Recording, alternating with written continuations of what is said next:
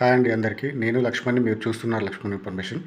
ఇవాళ వచ్చేసి పవన్ కళ్యాణ్ గారి బయోగ్రఫీ అండ్ ఫిల్మ్ బయోగ్రఫీ, అంటే ఇప్పటివరకు చేసిన మూవీస్ అన్ని హిట్లు, ఫ్లాప్లు ఎన్ని, ప్లస్ మొత్తం సినిమాలు ఎన్ని అనేది చూద్దాము. ముందుగా ఒకసారి పవన్ కళ్యాణ్ గురించి చూస్తే కనుక, ఈయన వెంకట్రావు అంజనా దంపతులకి సెప్టెంబర్ 2, 1971 బాపట్లలో జన్మించడం అయితే జరిగింది.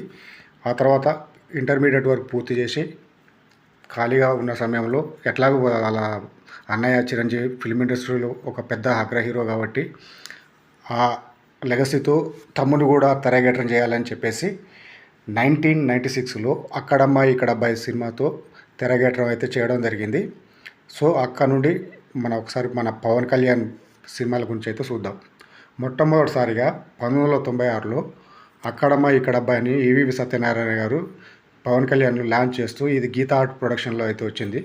ఈ సినిమా వచ్చేసి అయితే ఏంటంటే, ఫస్ట్ చిరంజీవి గారు తమ్ముడు అని చెప్పేసి చిరంజీవి ఫ్యాన్స్ని అయితే పవన్ కళ్యాణ్ సినిమా ఇక్కడ చూడడానికి అయితే అక్కడ వరకు ఫ్యాన్స్ని అయితే రప్పించింది. కానీ అనుకున్న స్థాయిలో అయితే ఇటు కాలేదు. పర్లేదు, సినిమా అయితే పర్లేదు అనిపించుకుంది, యాక్టింగ్ కూడా పర్లేదు అనిపించుకుంది. అన్నిటికీ అంటే అన్ని సినిమాలు లాగానే రొటీన్గా లవ్ స్టోరీ, ఫ్యామిలీ కథ అలాగా అనిపించింది తప్ప కొత్తగా అయితే ఏం అనిపించలేదు. దీని తర్వాత రెండో సినిమా ముత్యాల సుబ్బయ్య దర్శకత్వంలో గోకులంలో సీత 1997లో అయితే రావడం అయితే జరిగింది. కాకపోతే ఈ సినిమా వచ్చేసి ఏంటంటే మ్యూజికల్గా బాగా చాలా పెద్ద హిట్ అవడంతో ఈ సినిమా మీద బాగా హైప్స్ అయితే క్రియేట్ అయింది. సో అనుకున్నంత స్థాయి కాకపోయినా పర్లేదు అన్నట్టుగా యావరేజ్గా అయితే నడిచింది. అలాగే ఫస్ట్ సినిమా అయితే ఎలా యావరేజ్ అయితే నడిచిందో ఇది కూడా యావరేజ్గా నడిచింది. మరీ బ్లాక్ బాస్టర్ హిట్ కాదు, అట్లా అని చెప్పేసి ఫ్లాప్ కాదు, యావరేజ్గా అయితే నడిచింది.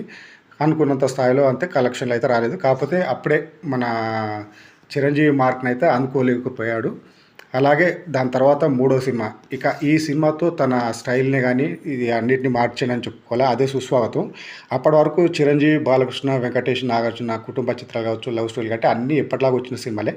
కానీ ఈ సినిమాతో తన మార్కునంటూ కొత్త కథతో కొత్తగా డిఫరెంట్గా చూపించేసి సుస్వాగతం సినిమా 1998 సంక్రాంతి కానుక అయితే దీనికి డైరెక్షన్ వచ్చేసి భీమినేని శ్రీనివాసరావు అండి. దీంట్లో కొత్తగా ఏంటంటే, ఇప్పటి వరకు వచ్చిన సినిమాలలో ప్రతి దాంట్లో లాస్ట్కు లవ్లో కలుసుకుంటారు, మేల్ ఫీమేల్ అంటే ఆ హీరోయిన్ హీరోలు కలుసుకుంటారు, అక్కడితో కథ సుఖాంతం అవుతుంది. కానీ ఈ సినిమాలో ఏంటంటే లాస్ట్కి వచ్చేసే వరకు లవ్ని రిజెక్ట్ చేస్తాడు. సో అలా ఈ సినిమా కూడా వచ్చేసి ఏంటంటే చాలా బ్లాక్ బాస్టర్ హిట్ అయింది. ఇక్కడితో ఈ సినిమాతో చిరంజీవి మార్క్నే కాకుండా పవన్ కళ్యాణ్ కొత్తగా తన మార్క్ ఏంటనేది చూపించుకొని తన స్టైల్ ఎలా ఉంటుంది, తన మార్క్ అంటే ఎలా ఉంటుందని చెప్పేసి ఈ సినిమాతో అయితే తన లెగసీని అయితే చూపించాడు. ఈ సినిమాతో తనకు మంచి గుర్తింపు అయితే వచ్చింది. దీని తర్వాత అదే ఇయర్ 1998లో తొలి ప్రేమ అనే సినిమా కరుణాకర్ కొత్త డైరెక్టర్తో, తమిళ డైరెక్టర్తో రావడం అయితే జరిగింది. ఈ సినిమా మీద పెద్ద ఎక్స్పెక్టేషన్స్ లేకపోయినా కానీ మామూలుగా రిలీజ్ అయ్యి తనకు రెమ్యూనరేషన్ కూడా ఇవ్వలేనంత బడ్జెట్లోకి వెళ్ళిపోవడంతో రెమ్యూనరేషన్ లేకుండా కూడా ఈ సినిమా అయితే చేయడం అయితే జరిగింది. సినిమా రిలీజ్ అయిన తర్వాత అప్పుడు తన యాక్టింగ్ లెవెల్స్ కావచ్చు, సినిమా కావచ్చు, ఒక హైప్, మామూలు హైప్ కాదు. ఆ ఇయర్ 1998లో బిగ్గెస్ట్ హిట్గా నిలవడం జరిగింది. ఇక్కడతో పవన్ కళ్యాణ్ మార్కు ఒక్కసారిగా ఎవరైతే ఆ టైంలో చిరంజీవి, బాలకృష్ణ, వెంకటేష్, నాగార్జున ఉన్నారో వాళ్ళ స్థాయి కంటే కూడా యూత్లో ఒక బజ్ క్రియేట్ అయింది. ఈ సినిమాతో తనకంటూ ఒక మార్కును స్టార్ట్ చెప్పుకోవడం కాకుండా ఆ ఇయర్ ఒక యూత్ను మొత్తం ఆకట్టుకున్న సినిమా. ఇది ఒక పెద్ద బ్లాక్ బాస్టరు. ప్లస్ చాలా ఏ క్లాస్ అంటారులో 175 డేసే కాకుండా చాలా ఏ క్లాస్ సెంటర్లో షిఫ్టింగ్లో 365 డేస్ ఆడిన సినిమా. ఇప్పటికీ ఈ సినిమా అంటే కూడా చాలామందికి చాలా క్రేజ్ ఉంటుంది. ఈ సినిమాతో తన మార్క్ ఏంటనేది చాటుకున్నాడు. ఈ సినిమా తర్వాత 1999లో తమ్ముడు అనే సినిమా వచ్చింది. దీన్ని కూడా డిఫరెంట్గా ఉండడంతో యూత్ను బాగా ఆకట్టుకునేటట్టు ఉండడమే కాకుండా బాగా మ్యూజికల్గా హిట్ అయింది ఈ సినిమా మ్యూజికల్గా ఇటు స్టోరీ పరంగా అన్ని విధాలుగా బాగుండడంతో ఈ సినిమా కూడా సూపర్ డూపర్ హిట్ అయింది. అప్పటి వరకు ఇండస్ట్రీ హిట్ అంతా కాకపోయినా కానీ బ్లాక్ బాస్టర్ హిట్ అయితే అయింది. దీని తర్వాత 2000 సంవత్సరంలో ఎలాంటి హైప్ లేకుండా, ఎలాంటి పెద్ద పబ్లిసిటీ లేకుండా మన పూరి జగన్నాథ్ దర్శకత్వంలో బద్రి సినిమా అయితే వచ్చింది. దీని పబ్లిసిటీ పెద్ద చేయకపోవడంతో పెద్ద హైప్ క్రియేట్ లేకుండా మామూలు రిలీజ్ అయింది. ఇప్పటివరకు అన్ని సినిమాలు వరుసగా సుస్వాగతం కావచ్చు, తొలి ప్రేమ కావచ్చు, దాని తర్వాత వచ్చిన ఈ మన తమ్ముడు కావచ్చు బాగా హిట్, బ్లాక్ బాస్టర్ హిట్లు అయినాయి.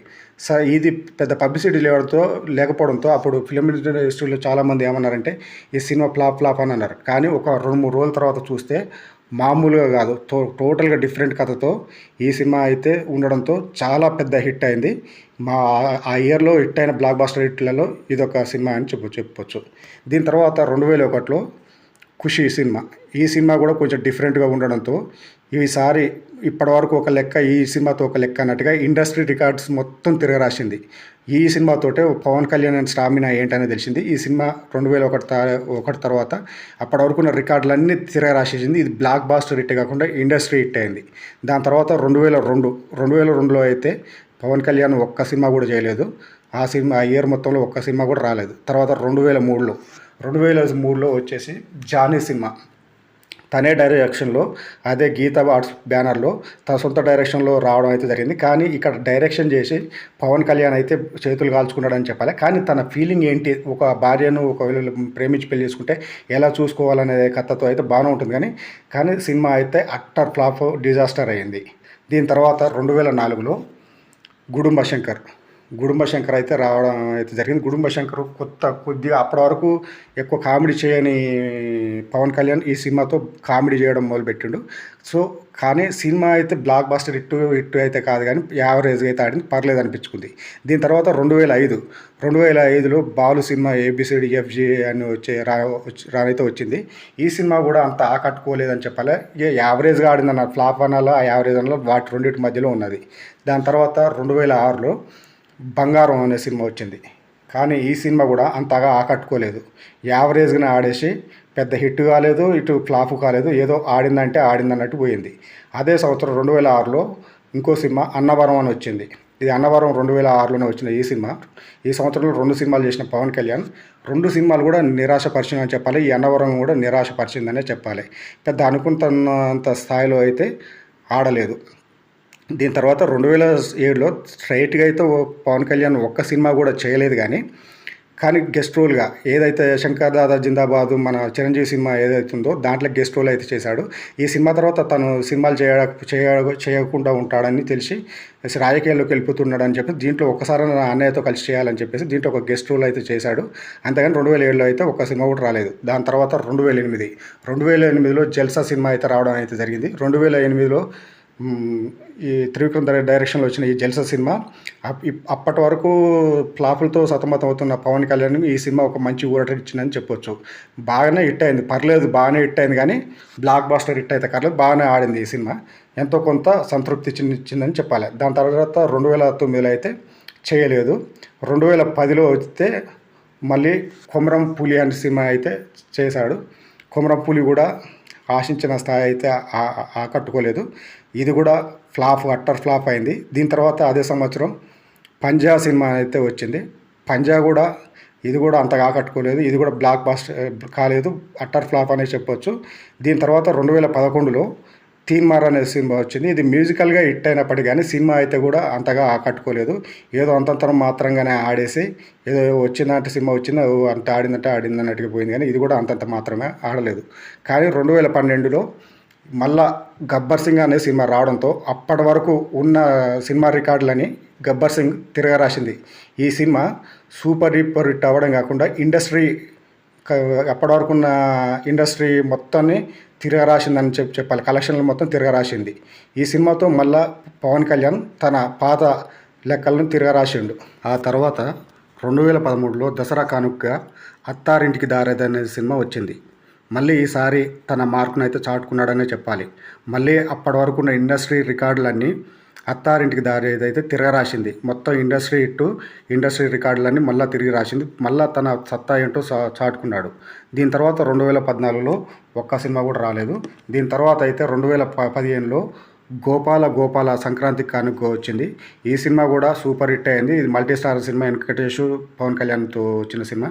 ఇది కూడా బాగానే ఆడింది. దీని తర్వాత 2016లో మళ్ళీ సర్దార్ గబ్బర్ సింగ్ అనే సినిమా అయితే ఇది అయితే వచ్చింది 2016లో. కానీ ఈసారి మళ్ళా ఫ్లాప్ను చవి చూడక తప్పలేదు పవన్ కళ్యాణ్కి. ఇది డిజాస్టర్ అని చెప్పొచ్చు, అట్టర్ ఫ్లాప్ అయింది. దీని తర్వాత 2017లో కాటమరాయుడు సినిమా అయితే రావడం జరిగింది.